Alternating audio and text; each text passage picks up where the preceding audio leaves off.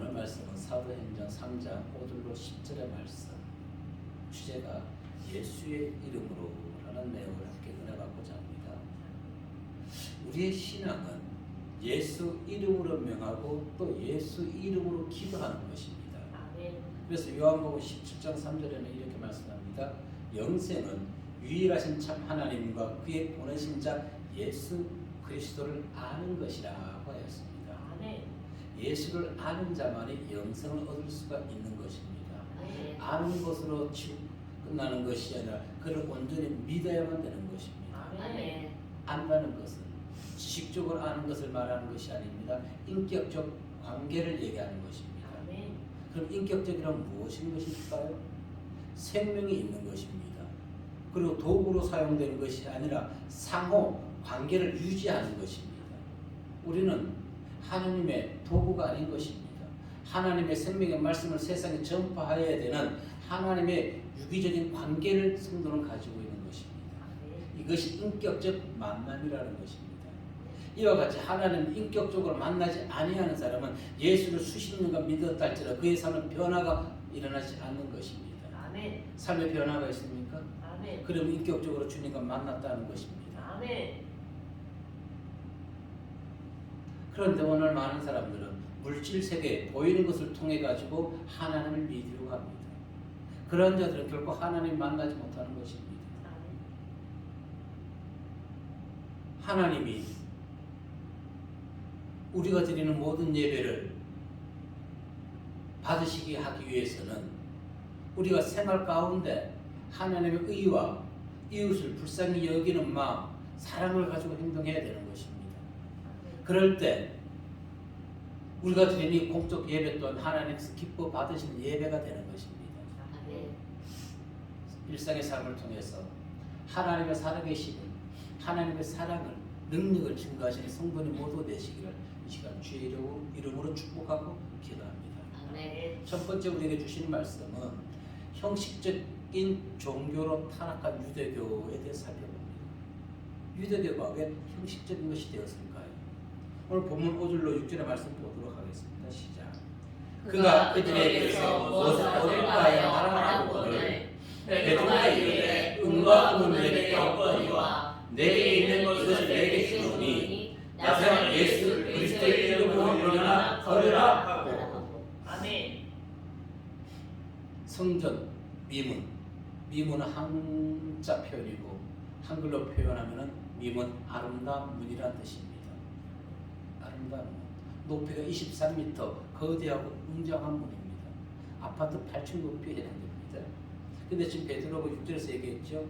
은과 금은 내게 없다고 했죠. 왜 그랬을까요? 이 성전 미문 아름답다 그랬죠. 은과 금으로 칠했습니다. 그리고 황동으로 만든 문인 것입니다. 얼마나 번쩍번쩍하고 멋있을까요? 그 반대편에 솔로몬의 행각이 있습니다. 그리고 이 걷지 못하던 자를 일으켰을 이후에 그 솔로몬 행각에 가서 베드로가 설교하는 내용이 있는 것입니다. 11절에서 이렇게 얘기하죠. 나은 사람이 베드로와 요한을 붙잡으니 모든 백성이 크게 놀라며 달려나가 솔로몬의 행각이라 불리는 행각에 모이거늘. 이 이후의 사건이었던 것이죠. 2절에서 보니까 나면서부터 못 걷게 된 이를 사람들이 메고 오니 이는 성전에 들어가는 사람들에게 구걸하기 위하여 날마다 미문이라는 성전 문에 두는 자라. 그런데 보세요. 신명기 15장 4절 말씀을 보게 되면 분명히 얘기해 주는 것이 있습니다. 한번 읽어보면 시작. 내가 만일 내 하나님 여호와의 말씀만 듣고 내가 오늘 내게 내리는 그 명령을 다 지켜내면 내 하나님 여호와께서 내게 기업으로 주신 땅에서 내가 반드시 복을 받으리니 너희 중에 가난한 자가 없으리라. 아멘. 그런데 지금 왜 성전 미문에서 구걸하는 사람들에게 구제를 받는 이 걷지 못하는 자가 생겼던 것일까요? 이유는 그렇습니다. 이들이 신명기 15장 4절의 말씀 하나님의 명령을 다 지켜 행하지 아니했기 때문에 그렇다는 것입니다. 그러니 사람들이 사랑이 식어버린 것이죠. 가난한 이웃을 배려하지 않습니다. 오늘날 이 세상이 사랑이 식었어요. 사랑 있는 나라가 아닙니다. 그래 자신밖에 몰라요. 예. 세금을 가지고 공무에 할 사람을 자기 개인 비서 집사식으로 집안 허드렛 일만 시키고 있는 이 나라가 어떻게 올바른 나라인 것입니까? 어떻게 사랑이 넘치는 나라인 것입니까? 잘못된 것이에요. 온갖 모든 곳에서 부정부패가 일어납니다. 학력을 속이지 않나? 뭘 하지 않나? 사기치지 않나? 결론은 이스라엘 백성들이 하나님의 말씀 다 지키지 아니했기 때문에 성전 미문에서 40년 동안 구걸하는 자가 생겼던 것이고 이 나라가 점점 악으로 치닫고 있는 것과 똑같다는 것입니다. 그래서 그를 아는 사람들이 그를 어깨에 메고 와서 성전 미문에 앉혀놓는 것입니다. 그러면 왜 하필이면 성전 미문에 앉혀놨을까요? 예루살렘 백성들은 하루 최소 3번은 성전에 나와 기도를 했습니다. 제3시 오전 9시입니다. 제6시 오전 12시입니다. 그리고 지금 몇 시예요? 제9시 오후 3시인 것입니다. 최소한 하루 3번. 미문의 뜻은 있습니다. 아름다운 문이 아니라 미문의 뜻은 적절한 때나 시기를 뜻하는 것입니다. 미문, 적절한 때나 시기. 그래서 이스라엘 백성 예루살렘에 사는 성도들이 이 예루살렘 성에 들어가서 기도하는 시간에 맞추어서 그를 아는 사람들이 그 미문 앞에다 내려놨던 것입니다. 왜? 그 때를 놓치면 이 사람은 먹고 살 수가 없는 것이기 때문에 먹고 살 수가 없기 때문에 그는 그 때를 놓치지 않았던 것입니다. 무엇을 얘기할까요? 무엇을 말씀하고자 하는 것일까요? 하나님도 우리가 만날 때가 있다는 것입니다. 아멘. 회개도 회개할 때가 있는 것입니다. 아멘. 회개의 때를 지나고 나면은 그 이후에는 심판인 것입니다. 아멘. 민문의 뜻, 아름다운 것이 아니라 적절한 때나 시기, 하나님을 만날 만할 때, 회개할 때를 놓치는 어리석은 성도가 되어서는 안 되는 것입니다. 아멘. 또한 본문에서 이 걷지 못하는 자가 매일 구제를 통해 살아가야 하는 비극적 상황을 우리는 분석해 봐야 되는 것입니다. 그렇죠. 과연 당시 예루살렘 성전이 예루살렘에 모인 백성들이 경제적으로 어려웠던 것일까요? 아닙니다. 본서의 기자 누가가 밝히고자 하는 것은 핵심은 그걸 얘기하는 것이 아니라 당시 예루살렘 성 안에 있는 모든 성도가 영적으로 어두웠다는 것을 지금 얘기해주고 있는 것입니다. 영적으로. 야고보 2장 16절 말씀해 보니까 시작. 너희 중에 누구든지 그에게 이르되 평안히 가라, 덥게 하라, 배부르게 하라 하며 그 몸에 쓸 것을 주지 아니하면 무슨 일이 있을지요. 아멘. 이와 같이 말로만 하면, 즉 겉만 번지르한 외식적 신앙의 성도가 되었다는 것입니다. 누가? 예루살렘 성전, 예루살렘 백성들이.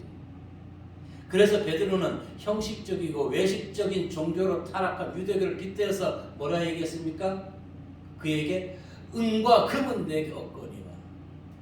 보석을 얘기하는 것이 아니라 그 유대교 형식적인 신앙으로 타락한 그들을 빗대어서 조롱하면서 얘기했던 것입니다. 오늘 베드로가 이 땅에 살아온다면 오늘 이 대한민국에서 신앙을 얼마나 질책할까요? 큰 대형 교회들은 많이 있습니다. 그곳에 꾸역꾸역 몰려갑니다. 그곳에 표를 받으려고 꾸역꾸역 또 쫓아갑니다. 여러분 그것을 알아야 되는 것이에요. 그들이 왜 예배 때에 10년 동안 안 나가다가 왜 지금 예배 자리에 제일 앞자리에 앉아 있습니까? 그것도 적은 교회가 아닌 큰 교회에. 왜 작은 교회는 가서 앉지 못하는가요? 표를 받기 위한 것이지요.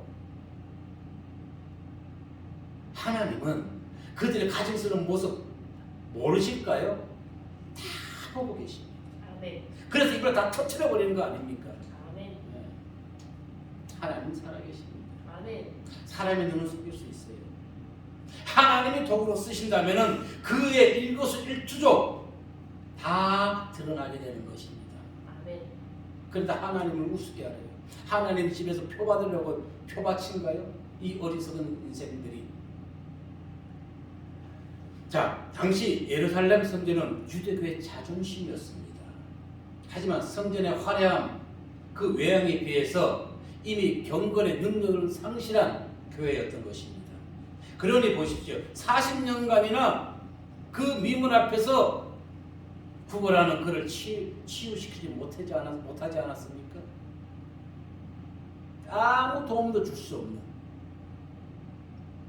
그래서 오늘날 우리 한국교회가 예루살렘 성전과 같이 경건의 능력을 상실하지 않았는지 우리는 다시 돌아보아야 되는 것입니다. 아멘. 왜? 조금 전에 미문이 어떤 뜻이라고 했습니까? 때를 놓쳐서는 안 된다는 것입니다. 아멘. 예수님 당시 유대인들은요 오히려 진리의 복음을 전파하는 자를 핍박했습니다. 갈라디아서 1장 13절 말씀 보니까 시작. 내가 이전에 유대교에 있을 때 행한 일을 너희가 들었거니와 하나님의 교회를 심히 박해하여 멸하고. 진리인 예수님의 말씀을 전파하는 자들을 오히려 교회를 핍박했던 것입니다. 오늘 이 나라 마찬가지였지요. 코로나19 처음 시작했을 때 얼마나 이 나라가 교회를 핍박했습니까? 그거 잊어버리면 안 되는 것입니다. 아멘. 우리는 혹 잊어버린다 할지라도 하나님은 그 사람의 행동들을 반드시 기억할 것입니다. 지시한 사람이 있을 것이에요. 교회가 코로나19를 확산시킨다고 지시한 사람이 있을 거란 말입니다. 그뿐인가요? 생명의 주 되신 예수님은 심지어 죽이기까지 하지 않았습니까? 사도행전 3장 14절 15절 보니까 너희가 거룩하고 이런 일을 거부하고 도리어 살인한 사람을 놓아 주기를 구하여 생명의 주를 죽였도다. 그러나 하나님이 죽은 자 가운데서 그를 살리셨으니 우리가 이 일의 증인이니라. 아멘. 구원의 능력은 오직 기독교만이 줄 수가 있는 것입니다. 아멘. 예수님 안에서만 오직 구원의 능력이 나타나게 되는 것입니다. 아멘. 다만 조건이 있다면은 예루살렘 성전과 같이 외향주의가 아닌 복음 제일주의로 돌아가는 곳에 하나님의 예수님의 구원의 능력이 나타나게 된다는 것입니다. 아멘. 베드로전서 1장 5절 말씀해 보니까 시작. 너희는 말씀에 나타내기로 예비하신 구원을 얻기 위하여 믿음으로 말미암아 하나님의 능력으로 보호하시길 바라느니라. 아멘. 믿으십시오. 아멘. 우리는 하나님의 능력으로 보호받는 자들인 것입니다. 아멘. 다 의심하지 마십시오. 하나님의 살아계십니다. 지금 하나님은 안 보이죠? 하나님은 안 보입니다. 그런 하나님은 분명히 우리의 모든 일거수일투족, 우리가 지하에 있다 할지라도 하나님이 이곳에 영이 계시기 때문에 우리의 모든 것을 알고 계시는 하나님. 아멘. 그래서 비추는 교회가 어디로 가야 될지 근심 걱정할 것이 아니라 우리는 계속 기도하고 하나님의 마음에 합한 자만 되면 되는 것입니다. 아멘. 오늘 이 장애우가 치유받은 비결은 무엇입니까? 곧 나사렛 예수 그리스도의 이름을 걸으라는 그 말을 순종했기 때문에. 그런 원문에 보면 이렇게 얘기합니다. 나사렛 예수 그리스도의 이름 안에서 걸으라. 아멘. 나사렛 예수 그리스도의 이름으로 걸는 것이 아니라 나사렛 예수 그리스도의 이름 안에서. 이름 안에서. 우리는 그리스도 바깥에 자꾸만 있습니다. 예수 그리스도 안으로 들어가십시오. 아멘. 예, 그리스도 안으로. 영적, 육적 질병을 치유받기 위해서는 그리스도 안에 있어야 되는 것입니다. 아멘. 그래야 보호받을 수 있고 모든 생명의 공급을 받을 수가 있는 것입니다. 아멘. 이 사람은 예수 안에 거함으로 인해서 육신의 장애를 극복했을 뿐 아니라 영적으로도 그가 건강을 회복했던 것입니다. 아멘. 여러분, 비록 우리가 육적으로 질병이 없다 할지라도 영적으로 질병이 든 사람들이 너무너무 많습니다. 아멘. 오늘날 보십시오. 영적으로 죄를 짓는 모든 이유는 영적 질병이 생겼기 때문에 그렇습니다. 아멘. 그 이유는 무엇입니까? 그들이 예수를 믿으면서도 사고를 치고 범죄를 일으킨다면 그들이 예수 바깥에서 예수를 믿기 때문에 그렇다는 것입니다. 예루살렘 성전까지 외향적으로 하나님을 섬기고 있다는 것입니다. 예수 안으로 들어가십시오. 아멘. 그는 범죄하지 아니합니다. 그렇다면 그는 범죄하지 아니합니다. 할 수가 없지요. 8절에 분명히 얘기했습니다. 뛰어서서 걸으며 그들과 함께 성전으로 들어가며 걷기도 하고 뛰기도 하며 하나님을 찬송합니다. 아멘. 베드로가 예수 그리스도 안에서 걸으라고 외쳤던 것, 외식에 물든 유대교회 화려한 성전문 앞에서 40년 동안 기껏해 그들이 던져주는 몇 푼의 돈으로 그는 생명을 구걸하고 여태까지 살아왔던 것입니다. 그러나 베드로가 나사렛 예수 그리스도의 이름 안에서 걸으라고 선포했을 때 십자가를 지신 예수 그리스도를 믿는 그 구원의 예수님을 믿는 대속의 십자가를 믿는 모든 자는 영적 육적 다 치유됨을 가르쳐주고 있는 것입니다. 아멘. 외형적 신앙이 아니라 비록 우리가 초라한 신앙이라 할지라도 예수 그리스도 안으로 들어가십시오. 아멘. 이것 교회가 세상에 던져 주어야 될 가장 소중한 건 무엇일까요? 세상에 전해야 될 것 가장 소중한 것 예수 그리스도의 이름입니다. 아멘. 예수 그리스도의 이름. 근데 오늘날 사람들이 예수 그리스도의 이름을 전하지 않습니다. 전하십시오. 점점 세상은 강팍해집니다. 사건 사고가 많아집니다. 그럴수록 우리는 예수 그리스도를 전해야 되는 것입니다. 아멘. 왜? 지금도 하나님은 예수님은 살아계셔서 추한 자를 정결케 변화시켜 주시고 그리고 죄인을 의인으로 변화시켜 주시기 때문에 아멘. 그래서 전해야 되는 것입니다. 그래서 이 예수 그리스도의 이름은 세상 그 어떤 이름보다 보배스러운 이름인 것입니다. 아멘. 이사야 33장 6절 말씀에 보게 되면은 시작. 내 시대에 평안함이 있으며 구원과 지혜와 지식이 풍성할 것이니 여호와를 경외함이 내 복이니라. 아멘. 가진 것 많지 않죠 우리 성도님들. 예. 그러나 우리는 어느 분을 모시고 있습니까? 예수 그리스도. 그분을 우리가 모시고 있고 우리가 그분 안에 들어가 있습니다. 아멘. 우리는 어떤 존재다? 보배로운 값진 존재라는 것입니다. 아멘. 자긍심을 가지십시오. 아멘. 주님이 나와 함께하기 때문에 아멘. 항상 그리스도 안에서 하나님이 주시는 그 은혜를 잃어버리지 않는 또 잘 간직하여서 세상을 향해서 예수 그리스도 이름을 전하는 성도님들의 신앙 되시기를 이 시간 주의 이름으로 축복하고 기도드립니다. 아멘. 두 번째 우리에게 주신 말씀은 예수 이름의 놀라운 능력이라는 것입니다. 예수 이름의 놀라운 능력. 8절의 말씀 봅니다. 시작. 뛰어서서 걸으며 그들과 함께 성문으로 들어가면서 걷기도 하고 뛰기도 하며 하나님을 찬송하니. 아멘. 이 40년 동안 쓰지 못하던 다리를 고침받은 사람이 지금 베드로와 이름과 함께 어디로 들어가고 있는 것이에요? 성전 안으로 들어가요. 그럼 이 사람은 성전에 몇 번 들어가 봤을까요? 지금 처음 40년 만에 처음 들어가는 거예요. 아멘. 얼마나 기쁠까요? 우리가 예수 처음 만났을 때 얼마나 기뻤습니까? 아멘. 그 감동을 잃어버려서는 안 되는 것입니다. 아멘. 그 감동이 있나요? 어디 갔지? 안 보이죠. 예? 왜? 잊어버렸기 때문에. 무엇은 첫사랑. 자, 베드로의 치유 역사가 단순히 의학적 치유만 머무른 것이 아니라는 것입니다. 종교적, 즉 영적 치유까지 이루어 주었다는 것입니다. 아멘. 생각까지 바꾸어 주었다는 것이에요. 아멘. 유대교에서는 전염병을 앓고 있는 사람이나 신체적 장애를 가지고 있는 사람은 하나님의 저주를 받았다고 그들은 생각했습니다. 요한복음 9장 2절 말씀 보시면 시작. 제자들이 물어이르되 라비여 이 사람이 맹인으로 난 것이 누구의 죄로 인함이니까? 자기니까? 그의 부모니까?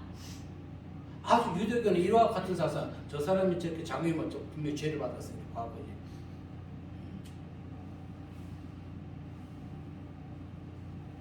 어디서 말씀 듣던 얘기네. 아니면 저럴 수 없어요. 이 40년간 걷지 못하던 자가 성전 문지방을 넘어갈 수는 없었던 것입니다. 그전에는. 왜? 부정한 자로 간주되었기 때문에 성전을 들어갈 수가 없었던 것이에요. 그런데 사실은 부정한 자들이 교회에 더 많습니다. 부정한 자들이 교회에 오는 것이에요. 아멘. 착각도. 오늘날로 친다면 무엇이 인격적 모독인 것입니다. 불평등한 처사인 것이에요. 오늘 보세요. 장애인들이요 얼마나 힘들어. 우리는 걸어다니니까 예를 들어서 마트를 가든지 아니면은 편의점을 간다 하더라도 아무 제약을 받지 않지요. 그런데 장애우들이 편의점 한번 가려면은 올라갈 길이 없어요. 그러니까 그들이 지하철이든 어디에서 집회를 하는 것이 편의점 갈 수 있게 길을 만들어 달라는 것입니다. 전동차가 올라갈 수 있게.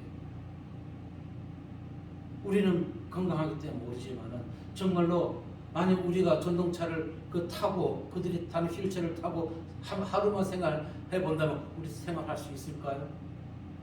못해요. 아마 일어나서 당장 그 휠체어 다 부셔버릴 거예요.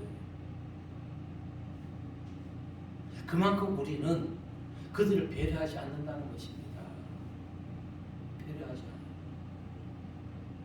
그런데 이 지금 40년 동안 그에게 족쇄로 올무로 채워져 있던 모든 것이 다 풀어진 것입니다.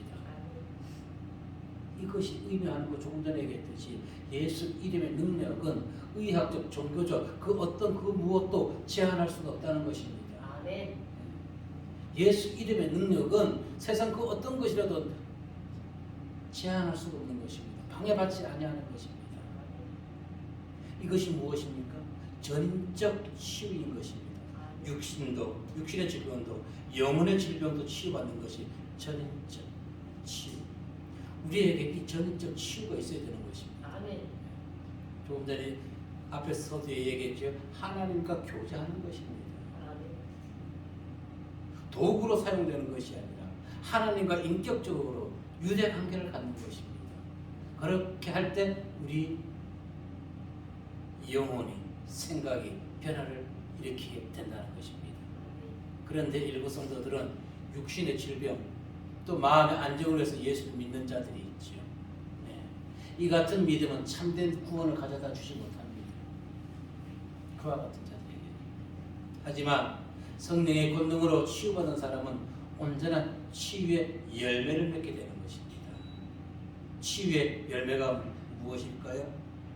오늘 고침받은 자처럼 8절에서 보니까 예배하고 찬송하는데 누가 강요하지 않아도 스스로가 하나님을 찬미하고 예배에 참석하게 된다는 것입니다. 이것이 치유받은 자의 열매인 것입니다. 예수 이름의 놀라운 능력, 즉 성령의 참된 열매는 은혜는 사람이 영혼까지 치유시켜 주십니다. 아멘. 자, 예수 이름의 능력 어떤 것이 있을까요? 마가복음 16장 17절 18절 보니까 믿는 자들에게는 이런 표적이 따르리니 곧 그들이 내 이름으로 귀신을 쫓아내며 새 방언을 말하며 뱀을 집어 올리며 무슨 독을 마실지라도 해를 받지 아니하며 병든 사람에게 손을 얹은즉 나으리라 하시더라. 아멘. 바울이 뱀에게 물렸을 때 죽었나요? 예수 이름의 능력은요, 죄 사함을 얻게 합니다. 아멘. 예수 이름의 능력은요, 구원을 얻게 합니다. 아멘. 그래서 로마서 10장 13절에 누구든지 주의 이름을 부르는 자는 구원을 이루리라. 아멘. 주의 이름. 그래서 우리가 세상에가 예수 이름을 전해야 되는 것입니다. 아멘. 그래서 집에 가셔서 예수 이름으로 사랑합니다 하고 인간적으로도 영적으로도 예수 이름으로 사랑합니다. 아멘. 예수 이름 안에는 그 안에 모든 것이 다 포함되어 있습니다. 아멘. 예수 이름 안에 용서와 화해와 다 표현할 수가 없어요. 그분 이름 안에. 자, 예수 이름의 놀라운 능력이 아니었다면 영혼이 멸시와 천대 속에서 살아가야 될 이 40년 된 걷지 못하는 자는 그 삶을 계속 이어갈 수밖에 없는 것이었던 것입니다. 그런데 그가 예수 이름으로 명하자 그 말씀을 믿고 예수 안에서 그가 육신의 질병을 치료받은 것입니다. 새로운 인생을 출발하게 된 것입니다. 아멘. 여러분, 우리가 예수를 처음 믿었을 때 내가 지은 죄를 사함받았다는 것을 얼마나 기쁘고 감사합니까? 근데 그와 같은 은혜를 우리는 잃어버리지 말아야 되는데 자주자주 잃어버릴 때가 있다는 것입니다. 에스겔 11장 19절 20절 말씀에 보면은 시작. 내가 그들에게 한 마음을 주고 그 속에 새 영을 주며 그 몸에서 돌 같은 마음을 제거하고 살처럼 부드러운 마음을 주어 내 율례를 따르며 내 뜻을 지켜 행하게 하리니 그들은 내 백성이 되고 나는 그들의 하나님이 되리라. 아멘.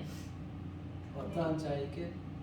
예수 이름 안에 거하는 자에게, 예수 이름을 부르는 자에게. 아멘.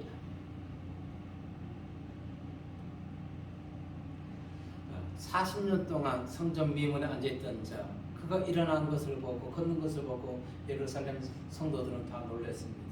구절 이후를 보니까 모든 백성이 그 걷는 것과 하나님을 찬송함을 보고 그가 원래 성전 미문에 앉아 구걸하던 사람인 줄 알고 그에게 일어난 일로 인하여 심히 놀랍게 여기며 놀라니라. 이 모든 것은 예수 그리스도의 이름으로 다 이루어진 것입니다. 아멘. 그러면 오늘날 이와 같은 일이 일어나지 않으라는 법이 있습니까? 믿으면 되는 것입니다. 아멘. 믿으면. 하지만 성경의 말씀 믿는 우리는 놀랄 필요가 없는 것이죠. 왜? 이 말씀은 이미 하나님께서 이사야 선지자를 통해서 예언해 주신 것이 지금 일어나고 있는 것뿐이기 때문에 이사야 35장 6절의 말씀이 보게 되니까 시작. 그때 저는 자는 사슴같이 뛸 것이며 말 못하는 자에게는 노래하리니 이는 광야에서 물이 솟겠고 사막에서 시내가 될 것이니라. 아멘. 이미 예수 그리스도의 이름을 통해서 십자가 대속 사건을 통해서 다 이루어진다는 것을 이사야 선지자를 통해서 예견해 주셨고 이미 예수님께서 십자가에 돌아가시고 그 예수 이름 믿는 이 걷지 못하는 자가 일어나게 되었던 것입니다. 아멘. 치유의 회복을 받은 성도는 그에게 강요하지 아니한다 할지라도 행동에서 자발적으로 변화를 일으키게 되는 것입니다. 아멘. 강요로 되는 것이 아니에요. 마태복음 15장 31절에 보니까 말 못하는 사람이 말하고 장애인이 운전하게 되고 다리 저는 사람이 걸으며 맹인이 보는 것을 우리가 보고 놀랍게 여겨 이스라엘의 하나님께 영광을 돌립니다. 아멘. 그래서 우리는 어떻게 됩니까? 예수 이름을 부르십시오. 아멘. 예수 이름. 16절에서 무엇이라고 얘기했습니까? 시작. 그 이름을 믿음으로 그 이름이 너희가 보고 나는 이 사람을 성악하였나니 예수로 말미암아 난 믿음이 너희 모든 사람 앞에서 이같이 완전히 낫게 하였느니라. 아멘. 그래서 우리는 뭐 해야 된다? 예수 이름을 믿으라는 것입니다. 아멘. 예수 이름을 부르라는 것입니다. 아멘. 오늘날 우리가 세상에 예수 이름을 증거해야 되는 이유는 실추된 예수님의 이름을 회복시켜 주기 위한 것입니다. 자, 베드로가 이 40년 동안 걷지 못하던 자에게 나사렛 예수 그리스도의 이름으로 걸으라고 했어요. 여러분, 우리 여기서 나사렛 아무렇지도 않게 걷지요. 아닙니다. 이유가 있습니다. 당시 나사렛은 사람들에게 천대받는 또 무시당하는 마을이고 작은 고을이었습니다. 이 갈릴리 나사렛. 왜? 거기에서 걸출한 유명인들이 나오지 않았거든요. 오직 했으면은 나다나엘까지도 그것을 빈정대고 비웃고 있는 것입니다. 요한복음 1장 46절에 보니까 시작.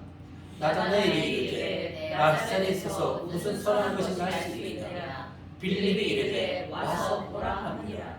아멘. 만약에 그곳에 대통령이라든가 장관이라도 한 사람이 배출되었다면은 나다나엘이 이렇게 빈정됐을까요? 정말 볼품없는 어느 바삭한 오천에 불과했던 것입니다.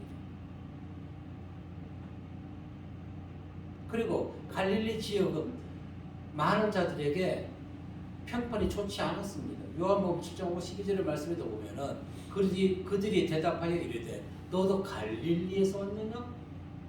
찾아보라. 갈릴리에서는 선지자가 나지 못하느니라 하였더라. 얼마나 지금 갈릴리라는 나사렛 마을 오천을 지금 비하하고 있는 것입니까?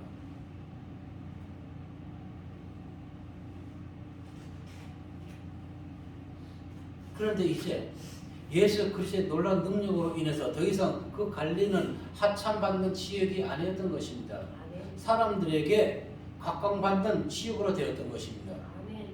그래서 베드로는 나사렛이란 지명을 포함해서 예수 그리스도의 이름 안에서 걸으라고 했던 것입니다. 아멘. 여기서 우리는 베드로가 얘기하는 나사렛 예수 그리스도 이름 안에서 걸으라고 하는 것을 보면서 우리가 깨우쳐야 될 것은 과연 오늘날 한국교회 성도들로 인해 가지고 예수님의 명예가 얼마나 이 땅에 시추되었을까? 기독교가 아니라 오죽하면 언제부턴가 개독교라고 불리는 이 나라의 현실에서 우리는 과연 정말 베드로와 같이 예수 이름을 다시 영광스럽게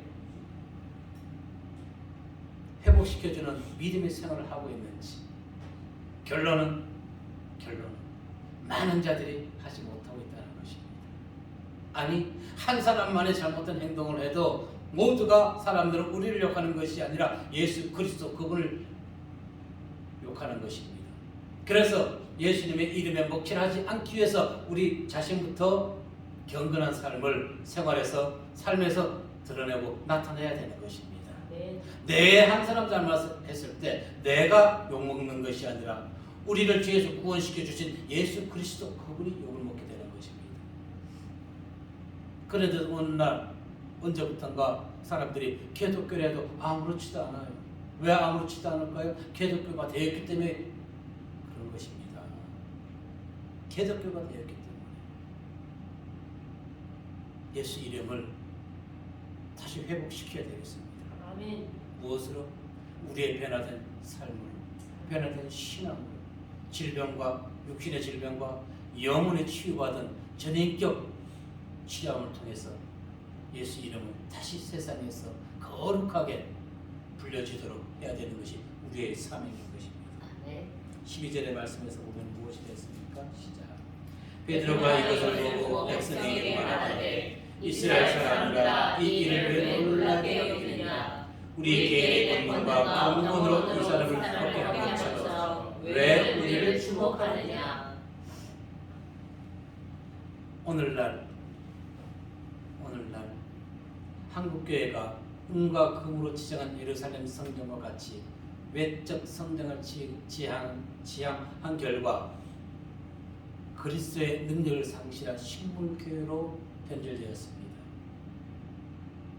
예배의 형식만 화려하게 갖추고 있습니다. 그런데 베드로가 예수 이름 안에서 걸으라고 명했을 때 그것은 놀라운 역사가 일어났던 것입니다. 오늘날 한국교회가 식물교회, 식물성도가 되어 있습니다. 예수 능력이 없습니다. 이유가 왠지 아십니까? 예수 이름을 부르지 않습니다. 아멘. 누구의 이름을 부릅니까? 우리 교회 목사님 이름 부릅니다. 오늘 베드로가 12절 하반절에서 분명히 얘기해 줍니다. 우리 개인의 본능과 경건으로 이 사람을 걷게 한 것처럼 왜 우리를 주목하느냐? 목사를 주목할 것이 아니라 예수 그리스도 그분을 주목해야 되는 것입니다. 아멘. 오늘날 한국교회는 목사를 주목시키고 있습니다. 주님 안에서 예수 그리스도의 이름을 보십시오. 아멘. 왜? 그분의 능력은 무한대이기 때문에. 아멘. 그리고 그분은 오늘도 살아계셔서 우리를 변화시켜 주시고 죄인을 의인으로 만들어 주신 하나님. 아멘. 형식적 신앙에서 벗어나십시오. 번지르한 화려한 그 교회에 성령이 계시는 것이 아니라는 것을 오늘 예루살렘 성전이 보여주고 있는 것입니다. 비록 나사렛이란 이름 없는 곳이라 할지라도 그곳에 예수님이 함께 하시면 그곳에 하나님의 능력이 나타남을 믿으시고 아멘. 무엇보다 소중한 것 우리는 그분의 보배로운 존재라는 것을 기억하시고 아멘. 한 주간도 변화된 삶을 통해 가정에서 이웃에서 선한 청지기적 삶을 살아가며 그들의 영혼을 위해 기도하는 성도들에게 하나님의 은혜가 더욱더 넘쳐나시기를 제가 예수 이름으로 축복합니다.